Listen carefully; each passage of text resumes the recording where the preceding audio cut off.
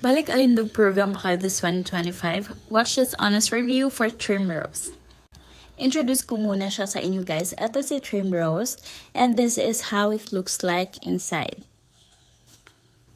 This is a premium black coffee guys, sweetened by stevia.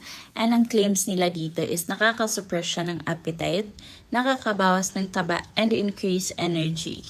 So ano bang masasabi natin dito?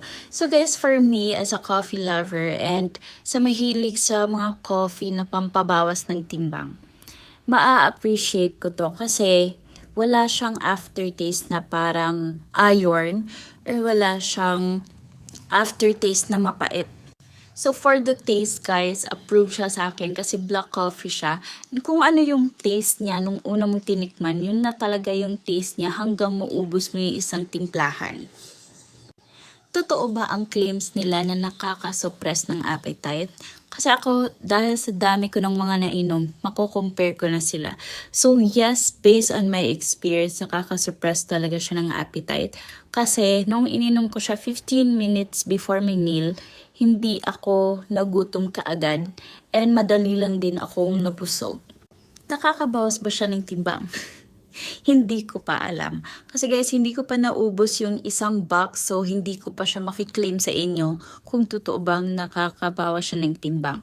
Pero, yung increased energy, guys, yes. After ko kasing mag-work, kasi yung work ko is 10 p.m. to 7 a.m., nag-ano na ako ng breakfast. So, after kong magluto ng breakfast is natutulog na talaga ako, guys, kasi pagod na yan.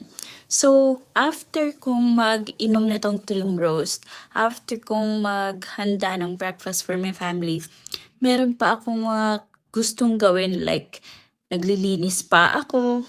And nakaka-morning walk pa din ako guys after kong mag-work ng 9 hours night shift and after kong mag-prepare ng breakfast and maglinis ng bahay. So, yes, nakaka-boost po siya ng energy.